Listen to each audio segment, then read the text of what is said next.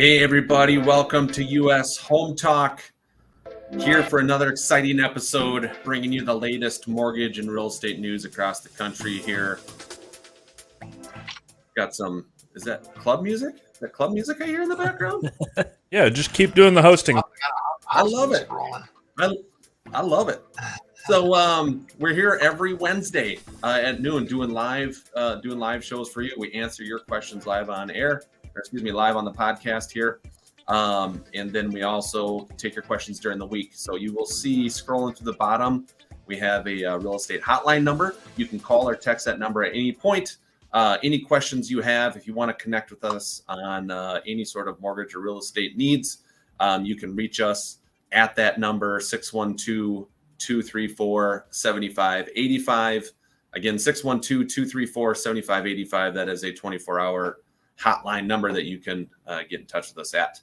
You can also find us. Where can people find us in our show, Jason? Oh, they can find us everywhere. Of course, Facebook and YouTube. We're on all the podcasting platforms, so Spotify, iTunes, basically everywhere in the known universe that they have podcasts, you will be able to find us directly or indirectly. So if you go to the moon and you can get satellite signal up there, you should be able to watch us up there too, right? We're on the moon. Yep, Definitely on the moon. Yeah. Intergalactical. Is that how you? Is that? We're gonna have to change the title of the show. Yes. So our host of the show, you can see, I'm Mike Overson, Mortgage Mike with Luminate Home Loans up in the Twin Cities metro area. We have Jason Walgrave with Remax Advantage Plus, the Walgrave Real Estate Group. He's also up here in the Twin Cities metro area. We have Marcus Walgrave, Hegg Realtor. Hegg Realtor's there in Sioux Falls, South Dakota with us. Thanks, gentlemen, again for hopping on the show here. We're going to cover a lot of mortgage stuff. To be honest with you on this show here. So the two main things that we're going to cover is interest rates and how they work. And then we're going to cover ways to come up with a down payment. A lot of misconceptions out there as far as how much do I need for down payment, what can be used for down payment funds. We're going to cover a lot of that information and maybe get rid of some of those misconceptions that are out there hovering around those. So again, feel free to connect with us at any time during the show. You can find us on Facebook Live and you can send your questions and things like that. I got to plug my computer in here through Facebook Live, or you can reach out to us through the number, the 612-234-7585, and we'll take your questions live during the show here. All right, so let's talk about interest rates and how they work. Evan, if I'm going to share my screen, what do I need to do to share it? Just like last time, you click present at the bottom. Present. Perfect. Share screen. Why has it got to be so difficult, Evan? Why didn't you do this before the show? You want me to come over there, Overson? You want me to help you out? I'm going to come into your office or what? If you could, that'd be helpful. I need someone to hold my hand, please, if you could. All right. So I'm sharing my screen now. Can you guys see it? Yeah. Yep. All right. That's good. So what you're seeing on the screen right here, this is what's called the mortgage-backed securities market, okay? The activity that happens in this market directly impacts what happens with mortgage rates. So what impacts the market that you're seeing on the screen here? Anything dealing with the economy can impact it, right? So inflation, job numbers, unemployment numbers, something that China does, right? I remember the first time that our rates went underneath 4% in my career. So they hit 3.99% for the first time. What caused them to drop that low? It's when Great Britain left the European Union, the Great Brexit deal. That caused our interest rates here in the U.S. to drop under 4% for the first time since, I've been doing this since June of 2004. And I think that happened in 2011, 2012, maybe. So it's not just stuff that happens here in the U.S. I mean, this is a global deal, right? And so there's thousands and thousands of factors that go into what causes this market to go up and down. And so how you read the market is this. Today's movement is this candlestick here. Yesterday's movement was this one here. Here was Monday. Here was last Friday, and so on. So right now I have the daily movement for the last 3 months pulled up on here. Now, as the market gets better, so as these candlesticks go in an upward motion, as the market gets better, interest rates get better. So that means interest rates are going down. So as this market goes up, interest rates go down. Now, as this market goes down, so when the market gets worse, interest rates get worse. So you can see last Thursday, the block was up here. Today, we're down here. That means because this was in a downward motion, our rates today are worse than they were back last Thursday. Okay, this difference here equals about 0.25% in interest rates. So our rates today are 0.25% higher than they were last Thursday. Mm-hmm. So you can see on a daily movement how much rates can actually move. Look at this block here. So rates, this was a good day because it started down here and it ended up here. So rates went down 0.25% in that one day alone. Okay. If we go in the last 6 months, here's what the last 6 months looked like. October 21st is the lowest candlestick here. So the market was at its worst point that we've seen in a long, long time. Rates were sitting at like 7.5% back on October 21st because this candlestick is so low. Since then, we've obviously fought our way back up, and we're up at this level here today. You know, rates are sitting in the mid sixes, 6.375-ish, 6.5, somewhere in there. If we go back a full year, here's what the last year looks like. Mm-hmm. And we go back 2 years, right? So 2 years now we're talking rates in the 3% range when the candlesticks are all the way up here. You know, so if you draw that straight over, you know, we're a long ways away from rates being at 3% again. Those candlesticks would have to get all the way up into this range. Mm-hmm. So that's what happens. So that's what affects interest rates, and that's how they work. You watch this market here, you know if interest rates are going up or going down, and you can see the daily movements going on. So let me go back, stop sharing. So that's so I like to share that with my clients, and I actually have a running list. Jason, you're on this list. I send a screenshot of that market out daily, so that anyone that wants to see are rates doing better, they're doing worse, what's the trend, they can get a feel for that, and they know like which direction rates are going. Yeah, it's a great email that you send out. I mean, it certainly keeps you up to date on, you know, what's going on in the market. You know, I think one of the biggest misconceptions with mortgage interest rates is how it is or is not tied to the Fed rates. You know, because I think every time the Fed rates change, and they've been changing upward in the last 9 months, it seems like every month, you know, immediately people think, well, the Fed rates are going up, mortgage rates are going up. Mike, is that the case? That's actually typically not the case at all. And I can even go back and show you on the chart here. We can look at the last, you know, even though through 2022, right, the Feds met like 6 or 7 times during the year. We can pinpoint the data they meet and the market reaction directly afterwards. If the Feds meet and they raise interest rates, our market reaction on the loan side of things, the loan interest rate side of things, actually gets better. So when they raise interest rates on the Fed level, our mortgage interest rates actually come down because of that. And it seems counterintuitive. Well, why would that happen? Well, when the Feds raise interest rates, the rates that they have direct control over are short-term rates, home equity lines of credit, auto loans, personal lines of credit, things like that. Mm-hmm. Short-term rates and long-term rates are inverse from each other. Typically, when a short-term rate goes up, long-term rates go down. So a 30-year fixed mortgage is a long-term rate. So when the Fed say, hey, we're going to raise rates, they're raising those short-term rates up a little bit. So now what happens? Long-term rates actually come down a little bit because of it. Mm-hmm. Now, 2022 is a little weird because obviously we have inflation, right? So we have this inflation coming into play. That's really the only reason why the Feds are raising the short-term rates, because that's a way to slow down inflation. So the general trend for 2022 was obviously interest rates going up like this, right? But that was caused by inflation. That was not caused by the Feds raising the short-term interest rates. We can look throughout the year as rates are going like this. As soon as the Feds raised short-term interest rates, then our long-term rates went down afterwards. And then they kind of creep back up, and then they went back down, creep back up, and went back down. So that was the trend through 2022. So just keep that in mind. You know, the media doesn't do the best job of explaining how it all works because they typically don't know how it works either. They're just reporting what they hear, right? So that's why we're here. That's why you have professionals in your back pocket so that you can reach out to if you got questions on that.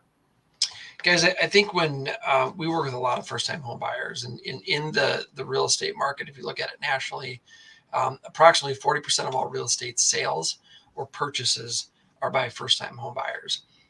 We work with a lot of college students that have just graduated. They're looking for their first home after graduation. We work with a lot of first-time home buyers that are in their mid-30s. We work with first-time home buyers that are 18, 19 years old. And so we have a tremendous amount of experience with first-time home buyers. I think one of the biggest misconceptions is the amount of down payment that's required to purchase a home and the availability of mortgage products out there. A lot of folks still think you need 20% down to buy your first home. And that isn't necessarily the case.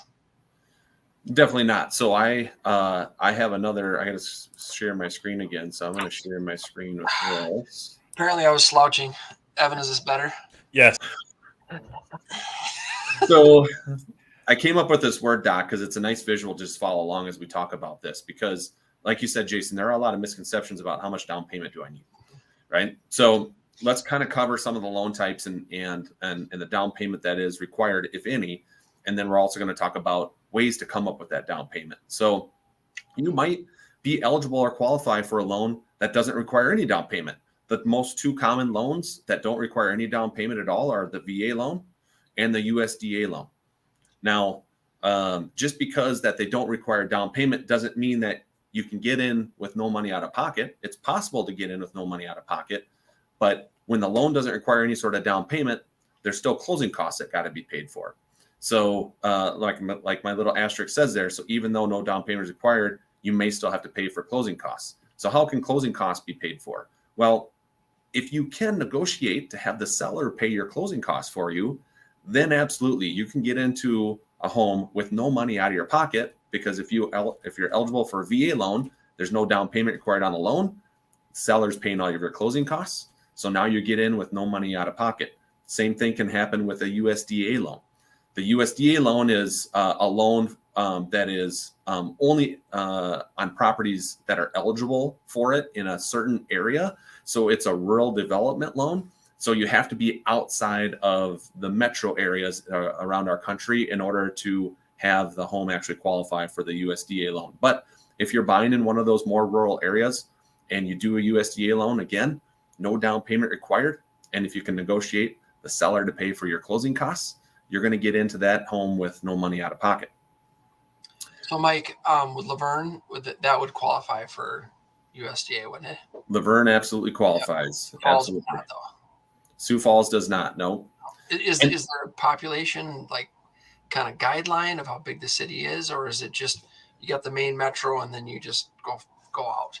The best thing to do is that the USDA has a map that everyone has access to. So if you go to USDA.gov and you work your way through to their home buying section, you can pull up an eligibility map of what areas are eligible for a USDA loan and which ones are not. So you can plug in a specific address and it'll tell you if it's eligible or not, or you can pull up a map of an area, southwest corner of Minnesota. If you want to look at that, you can see what areas are eligible and which areas are not.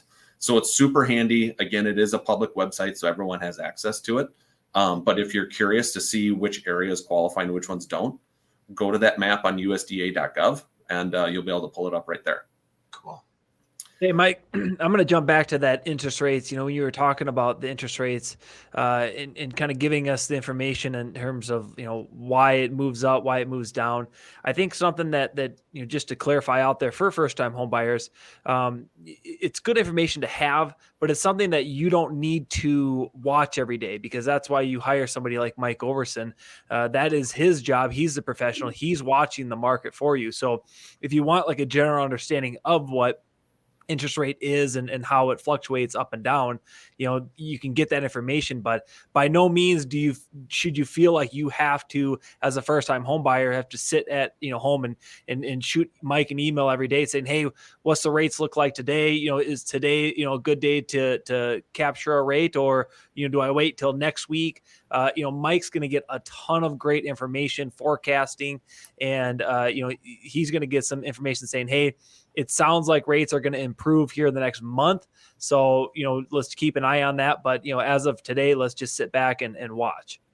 Yep. So another thing that service that I subscribe to provides, not only do I get the live quotes and the live movement in the market, they give a lot of commentary on what they see is happening for the day. So you can see here on February 8th, they're recommending carefully floating. So they're saying, hey, if you are in the loan process and you haven't locked yet, they're saying probably just float it. Don't lock it today, float it until tomorrow. And then they give their commentary on why, right? So you got all these different economic things happening today.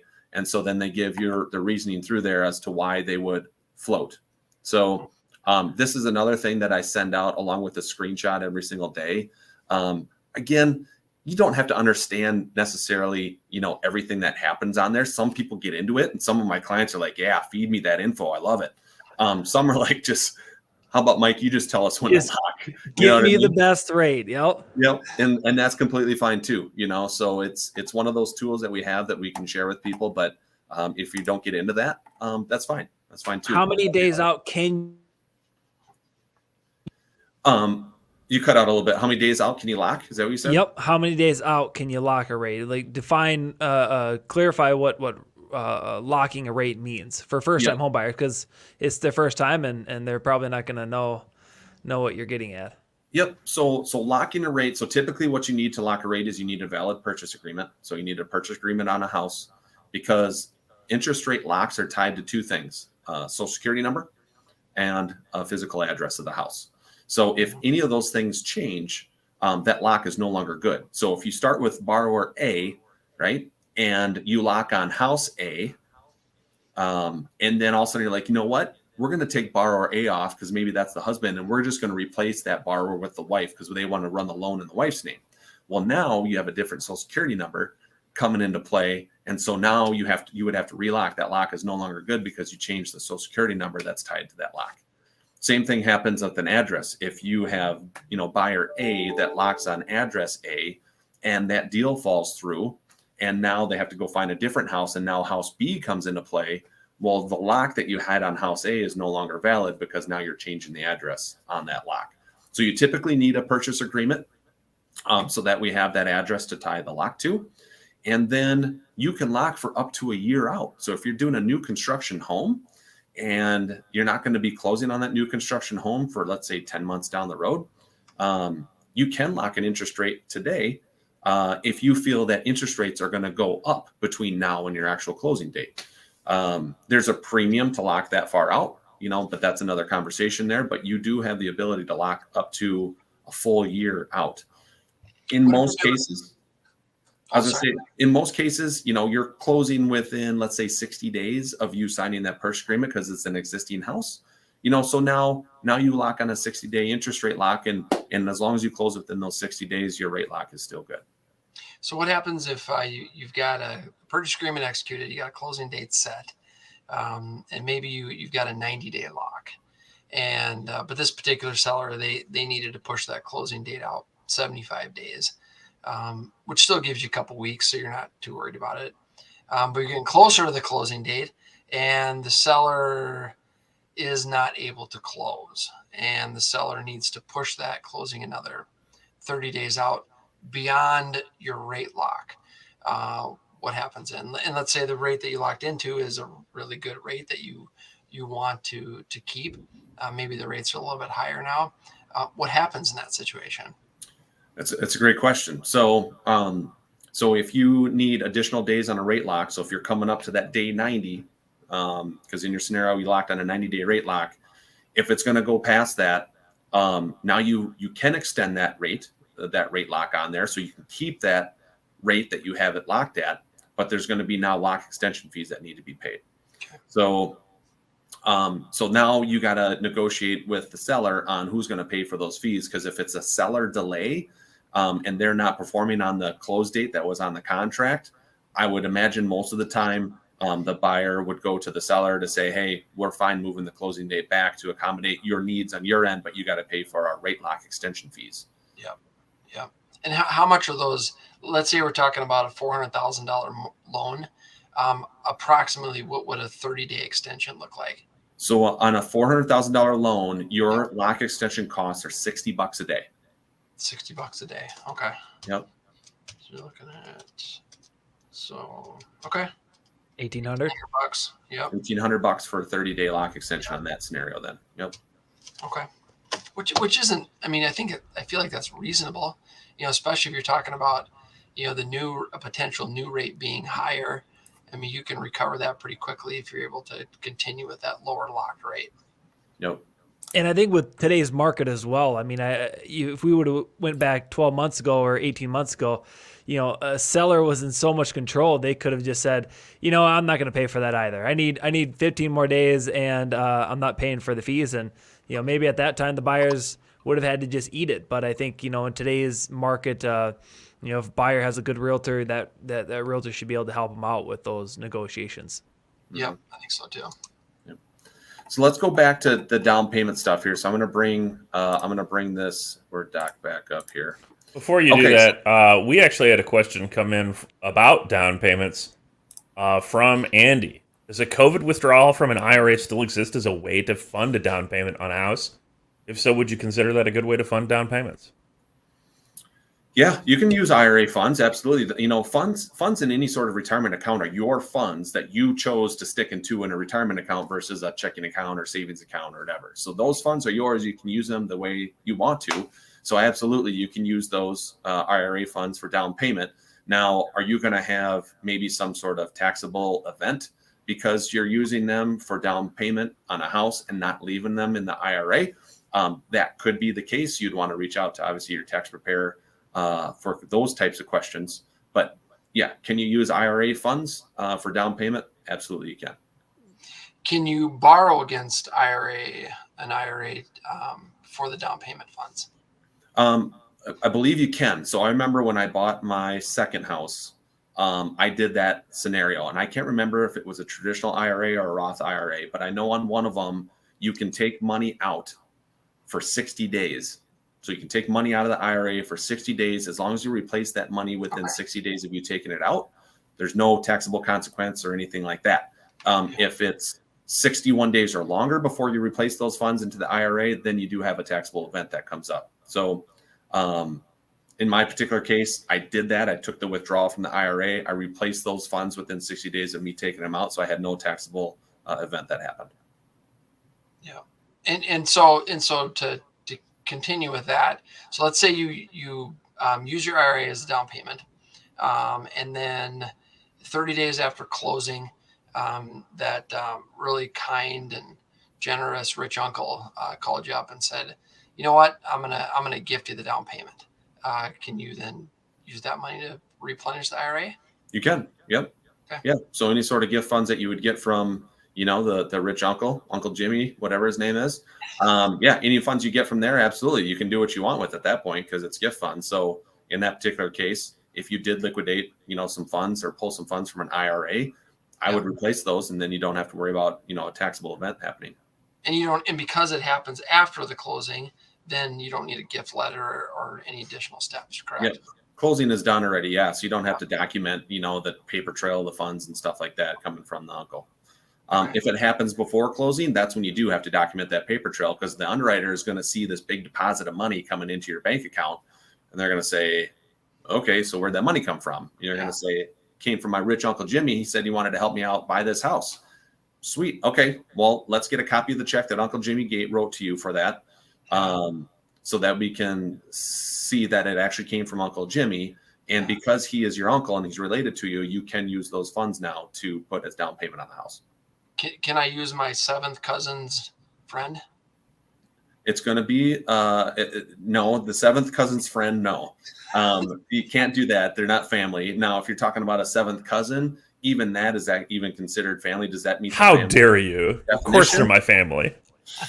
Probably not. At that point, if that's the case, the underwriter might say, go ahead and document or prove your seventh cousins to each other, and then they might allow that, but that's a little bit far down the line as far as family goes. So, but in all seriousness, though, let's say you, I mean, does it have to be immediate family, or if you have like a 23andMe DNA test that shows you have a seven. Question. And could you do that?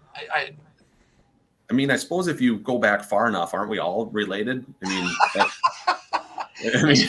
Adam and Eve, right? I mean, we're all brothers and sisters, baby. that'll be the next thing, right? That'll be the next thing to like, everyone's related. Everyone's related. Yeah. You know, then the government's going to have to decide if they'll go along with that or not. And maybe that'll be a case that comes up, you know, opens up the door for down payment. Anyone can give anyone down payment, you know, on a house because that goes through. I don't know. I know Mike. Do we know why they? Go ahead, Marcus. I was gonna say, do we know why they limit it to family only?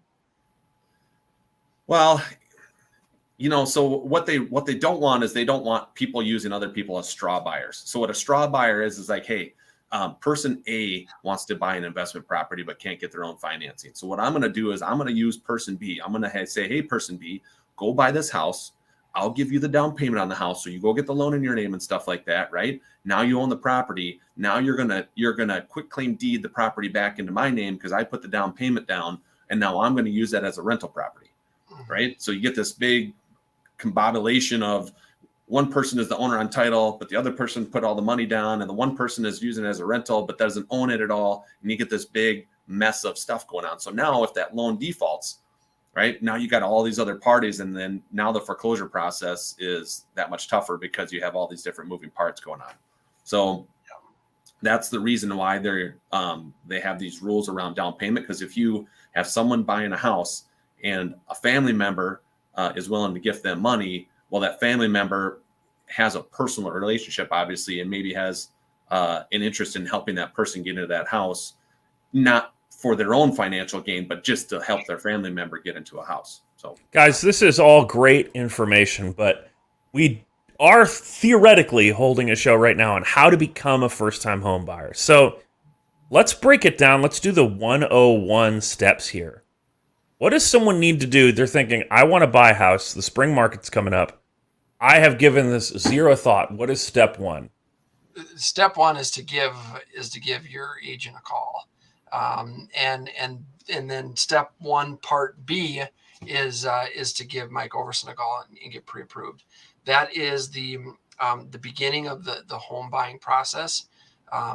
Whether you're a first-time home buyer or a second-time home buyer, we need to, when someone calls us and they say, hey, we're thinking about buying a home, thinking about buying our first home, you know, what do we do? Where do we start?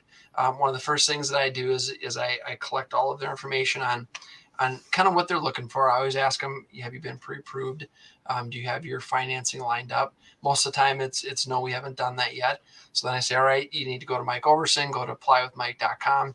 Let's get you pre-approved.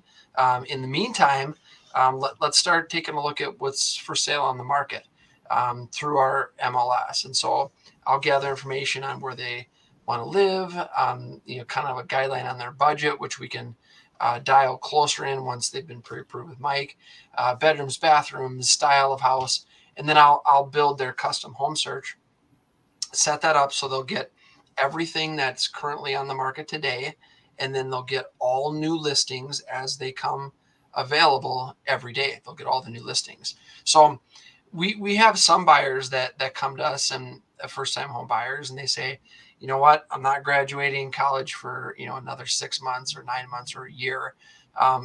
What should we do now? We want to talk to people as soon as possible, even if you're a year out. So I'll still set them up on the search so they can get an idea on market conditions, what's coming available, what's for sale. They can start to educate themselves with the type of homes that they're looking for.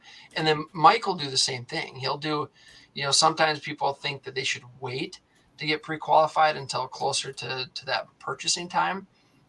We want to get you pre-qualified now. Now, there may be some things that we can do, and Mike will recommend with your credit, some of your accounts, and we can do some things to increase your credit score to give you the most financing options possible. So that's really the first step. You got to give us a call, Marcus or I, and then Mike, and then we start the ball rolling from there. But again, even if you're not thinking about buying for a year or even 2 years out, We want to start your plan today.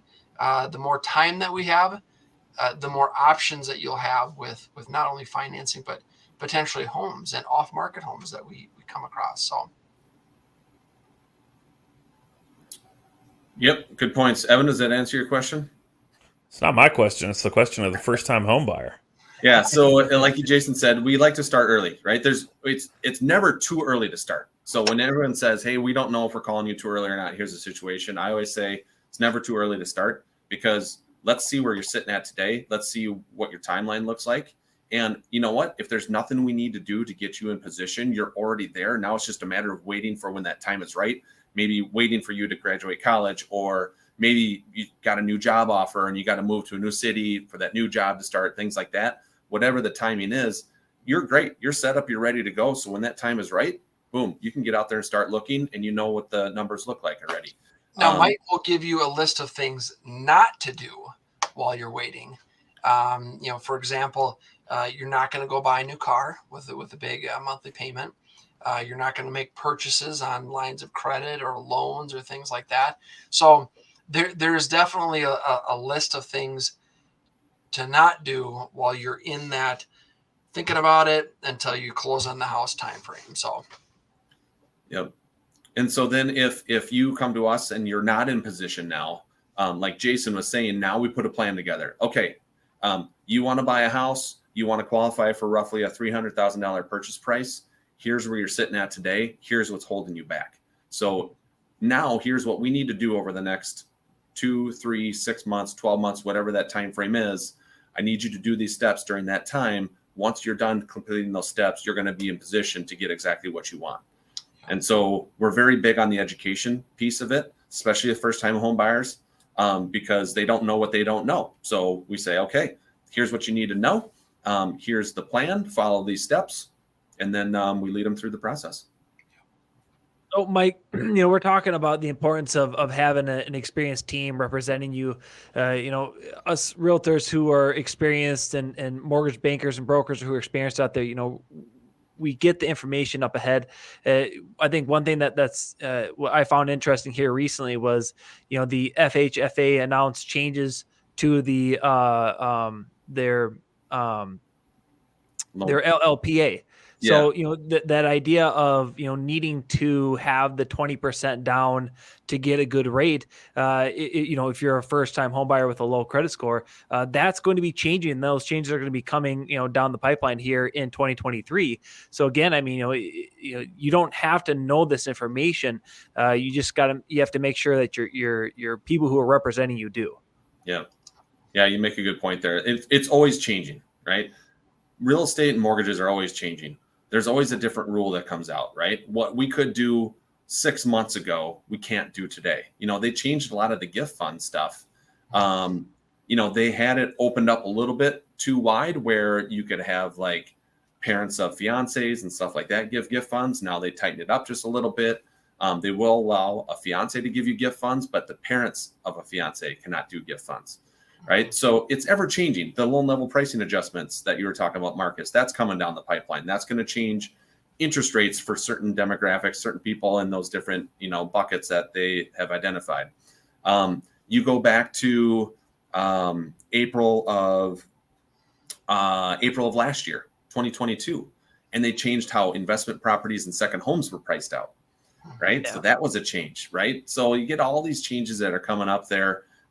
One of the biggest, I don't know about hurdles, but maybe one of the biggest challenges of our job is just keeping up with the times, because like I said, it is ever changing, and it's the experienced loan officers, it's experienced real estate agents that have experienced changes like that before, can stay on top of their game to provide their clients with the right info moving forward. Mm-hmm. Yeah, absolutely. So once we've got the mortgage pre-approval done, we've got your home search set up. The timeline has moved forward to where, you're like, if we want to move, or we want to close on this house in the next, call it, 45 to 75 days. Then what we're going to do, what Marcus and I are going to do, is we're going to go out with you and start touring homes. Once we've identified the house that you love, we're going to, first find out if there's any other offers, find out kind of what the sellers are looking for, get all of your questions answered as a buyer. And then we're going to make that offer. When the offer gets accepted, depending on the situation, we may have an inspection. The inspection typically takes anywhere from 5 to 10 days. When the inspection period is concluded, and if there's any negotiations that happen and that's done, we then move forward to kind of a pending status. That's when we send the file back over to Mike. We send it to the title company. Mike starts finishing up the loan process. Title company starts working on the title work. Appraisals are ordered. And then it's generally, about 30 days from that point to when we're able to close on the home. Usually the day before the closing, we'll go in and do a final walkthrough. Marcus and I will take our buyers through to do a final walkthrough. We'll take a look at the home, make sure that it's in the same condition that it was when we wrote the offer. And as long as that looks good, then we go to the closing table. Closings take about an hour. They're at the title company. They're usually a very exciting and happy occasion. Although sometimes there's tears of joy, but it's still good. It takes about an hour. The bank will wire the loan funds to the title company. The buyer will then bring in their down payment funds, either have them wired or bring them in as a certified check. So the paperwork's done, the deed is transferred, the money is given to the seller. You get your keys, and then you got to go out to the parking lot and grab the moving truck and go move in. And you help them with that, right, Jason? We provide free moving services. No, one of the biggest compliments that we get, and we get this compliment often, is we'll be at the closing table, finish up the closing, and our buyers, especially first-time home buyers, but our buyers and sellers, they'll make a comment, something to the effect of, "Man, that was easy. I didn't think it was going to be that easy to buy a house."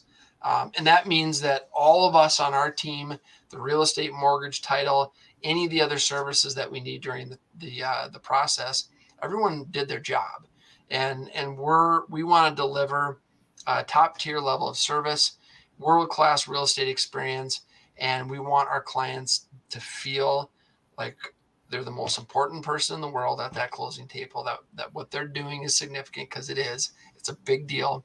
And we don't want it to be stressful. We want you to feel like that was easy.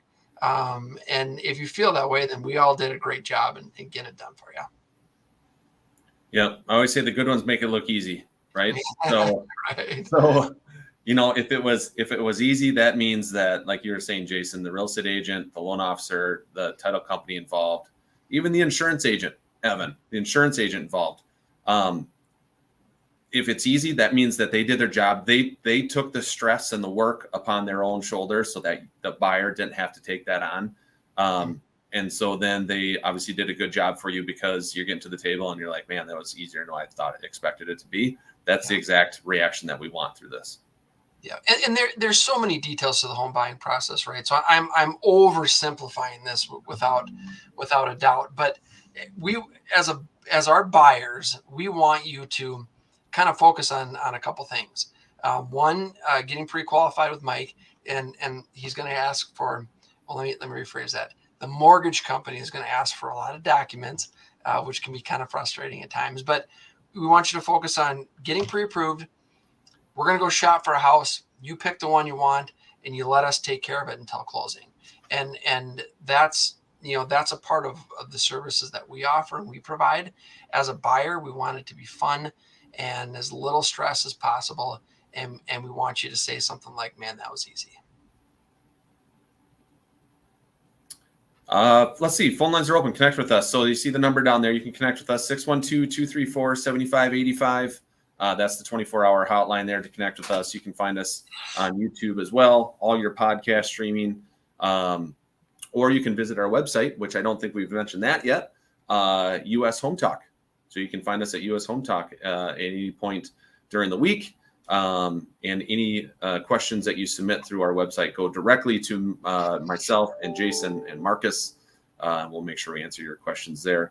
Gentlemen, going back to down payment, I did bring up, sources of down payment. We spoke about that a little bit. I'm just going to brush on that on the rest of the list there that I had. So I'm sharing my screen here. Hopefully you guys can see it. If you look down below here, some of the down payments options out there. So you can obviously do checking and savings. We spoke about 401k loans or liquidation and IRAs as well. We spoke about gift funds from a family member. That can also be done. Some of the more off the beaten path type of options that a lot of people don't know that can be used. You could sell an asset like a car, a four-wheeler, a side-by-side, a boat. If you have those types of assets and you sell those and you make money on them, you can use those funds for down payment. Another thing that a lot of people don't know, or a lot of loan officers don't know, is that if you have, let's say you have a camper, right? You own a camper free and clear. It's worth $20,000. You can actually put a loan against that camper and you can use those loan proceeds for down payment on the house. So a personal loan cannot be used because there's no collateral on that loan. It's a personal loan, but any loan that is collateralized by an asset, such as an RV, maybe it's an ice house, maybe it's a 2005 Ford F-150 like Jason's driving around right now. You can put a loan against those and you can use those loan proceeds for down payment as well.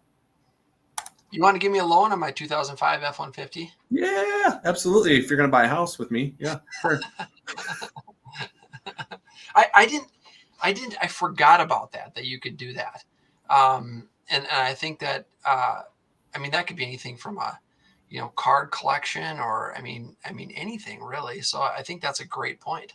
Do you have to own it free and clear, or is it, for example, let's say you do own a classic car that's $100,000, but when you purchased it, you had to take out a small loan to purchase it, but you have a $20,000 loan on it, but it's worth $100,000.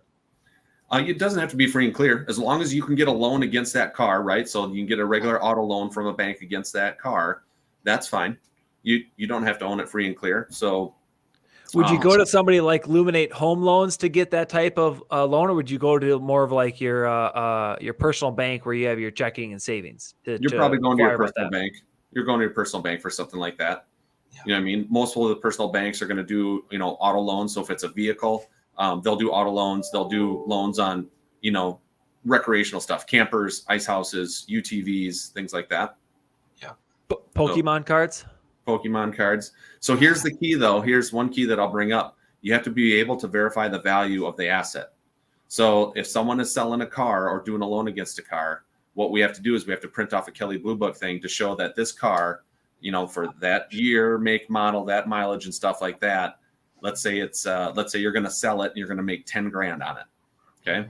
We have to be able to prove that asset is actually worth 10 grand. Okay. Kelley Blue Book or something like that, some sort of, valuation service on that asset is needed.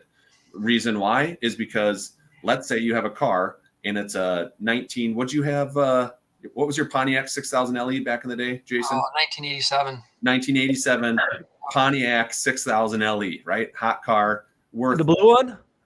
No, this was the gray one. This was the first car. That's the gray one. Yeah. Right. So that car in today's world is worth like $15, right? So not today. Well, I suppose you got to pay them.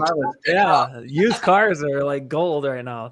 So let's say the actual Kelley Blue Book is like it's worth $5 grand, right? But Jason needs $10,000 for down payment to buy his house. So he's going to sell it to his buddy over here and sign up a purchase agreement for $10,000, right? So he can use that $10,000 to buy the house. But on the back end, he's basically just going to owe his buddy. He's going to give the $10,000 back to his buddy, whatever the case may be, right? He's going to use that asset to try to get $10,000 when it's only worth $5 grand. So the underwriting doesn't want those games to be played on the back end to say, oh, I'm going to sell it to my buddy and come up with a fake purchase agreement, sell it to him for 10 grand. He's going to give me 10 grand. I'm going to go buy this house now. And then I'm just going to pay my buddy back on the back end, for the overage that he paid me for this car. That's what they're trying to avoid. So that's why you have to be able to verify the value of the asset. So Pokemon cards might be a little difficult there, but like I said, cars, trucks, ice houses, RVs, UTVs, four-wheelers, motorcycles, you have those online valuation services that you can find a value, a range of values for that asset, and then you can sell that or do a loan against it and use that money for down payment. So if you're going to sell an asset, for example, let's say you were given a coin collection from your grandparents, right? And you want to take that, use that as your down payment. So you sell it to your buddy Jimmy, and Jimmy gives you cash, and that's it. So we can do it that way. Can't use cash. Oh, okay. Still can't do cash, because there's no way to prove that Jimmy actually gave you that cash, right? A video of Jimmy giving you $100 bills does not work, right? It doesn't? No, you're going to have to be able to document that, right? So a personal check, or a cashier's check, right, from Jimmy to you to buy that coin collection from you, that would work. So as long as you have the documented payment to you, and as long as we can verify that coin collection is actually worth what you're selling it for. So again, we got to have some sort of third-party valuation service to say this coin collection is worth $5,000 in this example. Yeah. Jimmy gave you $5,000. As long as we can document that stuff along the way, we're good. Okay. Now we have millennials and now Gen Z as well. Joining the home buyer pool. Millennials being an enormous demographical group. Those two generations are very tech savvy. Or maybe they're dabbling or they're trading heavily in cryptocurrencies. How do we work that? I mean, is this just something that they need to exchange their cryptocurrency for US dollars, or is it something where they can say, hey, here's my crypto.com account and I got 50 grand in Ethereum coins? Is that something that can be used? So great question. You are going to have to convert that to dollars, right? Because what your crypto today, if it's worth 50 grand, what's it worth tomorrow? 40, 100, or 60 or 100, or it's worth 10. You know what I mean? It's like crypto for a while there was, I mean, it was like on a daily basis, you were up big or you were down big. It was almost like, going to Vegas and throwing it all on black. It is almost like gambling. That's weird. You're going to double it up or you're going to lose it all, right? That type of deal. So in order to use crypto, you're going to have to convert it and sell it to dollars, right? And get that money in a US dollar type of bank account. Because then you have an actual dollar amount that's not going to change on you, and you can use those funds for the closing. Andy had another. Go ahead, Evan. Sorry. Andy had another question, which is, can a second mortgage against a rental property be used as a down payment on another home purchase? Yep, it certainly can. Because again, that second mortgage is a loan against an asset. The asset is the property, the rental property that you own. So yes, you can use those funds from a second mortgage on one property to help fund the down payment on another property. I wonder, and this might be key, the rental property would have to be in your name though, correct? Yeah. Well, in order to get a second mortgage, there's no lender out there that's going to let you give you a loan with the collateral of a property that you don't own, right? What if it's owned in an LLC? Out on Jason's house. That'd be awesome if I could, because now he's got the lien on his property, but they're not going to let you do that. So yeah, it's got to be in a rental property that you own, because there's no bank that's going to lend on against a property that you don't have ownership of. What if it's an LLC that owns the rental property that you have, either full ownership of the LLC or maybe an LLP? Yep. And you have a portion of it. That's fine too. Because what we're going to look at, we're going to say, okay, do you own that property? Yes, I own the property, but it's in an LLC. Okay, send me your corporation docs to show that you're an owner in that LLC, right? And then, yeah, boom. Now you're owner of that property. You can take the loan out. You're all good to go. Jeez, Evan's okay. You all right, Evan? Looks like you're attacked by a cat. Yeah, my cat just jumped on me. There's a mini black bear. Yeah, Black Panther. Destroyed my neck. Oh, I love it. These are all good questions. Obviously, we're talking some advanced down payment stuff here, but it's one of those things where, again, like the experience, right? We've all have several years of experience on this, being creative, coming up with ways to get you to the goal, to the finish line. That's what we're good at, because we've been in it so long. We know, like, we've seen these things before. We've used these methods before. We've done these things before, so we know what works and what doesn't work. And so getting creative for down payment. Sometimes that comes up, something we can certainly help you out with. So one of the things that we've said many times over the years is that regardless of your situation, if you want to buy a house, we can help you buy a house. And that all that requires is a plan and a certain amount of time. And so that, even if you've had financial hardship, if you're a first-time home buyer, but not going to buy for 2 or 3 years, we can help you get there with time and a plan. And if you follow that plan, you can become a homeowner. Yep.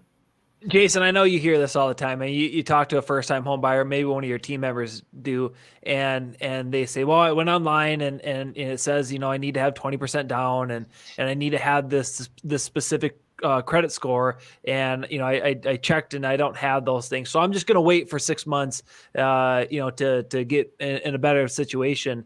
And how many times do you hear that on a weekly basis? Oh, we hear it all the time. And we say, no, let's not wait 6 months. Let's start now.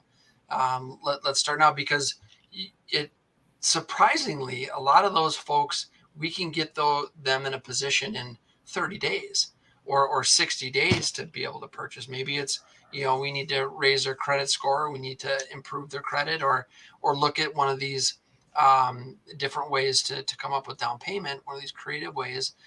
But yeah, and there's that one. And when you said that, Marcus, it also comes to mind. Sometimes we talk to first-time home buyers and they say, well, I'm going to wait till next year or the year after because I want to save up another 10 grand for down payment.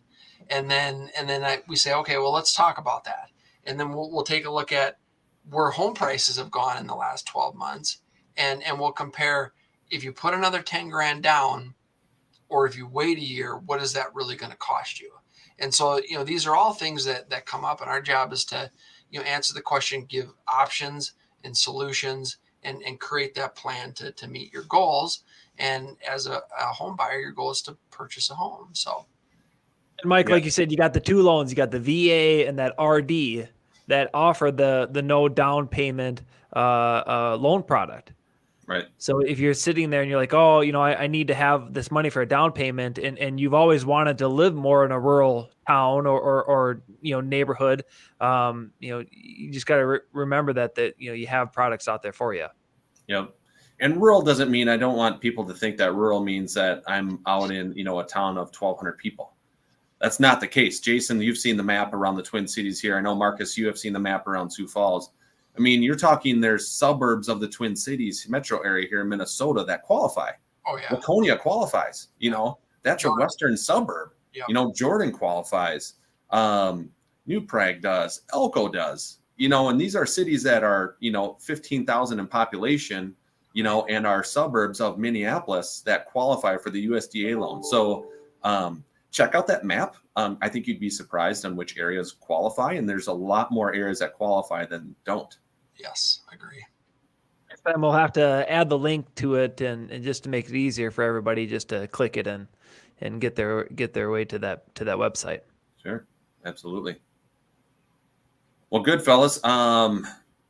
That's all the information I got today. You guys got anything else to share? No, I just want to remind folks that the best way to get hold of us anytime is our website, ushometalk.com. You can connect directly with Marcus, myself, Mortgage Mike Overson. We've got a real estate hotline number, which is 612-234-7585. That also connects with all of our partners that are on the show. So I'm excited. We've got Jared Haven coming on here in the next week or two with Credit Life. So we'll be talking about some different credit and credit improvement strategies, some financial strategies. Jared and Brian and all those guys over at Credit Life do a great job. So as always, we really appreciate everyone tuning in, and I'm looking forward to next week's show. See you, fellas. All right, guys. See ya. Have a good one.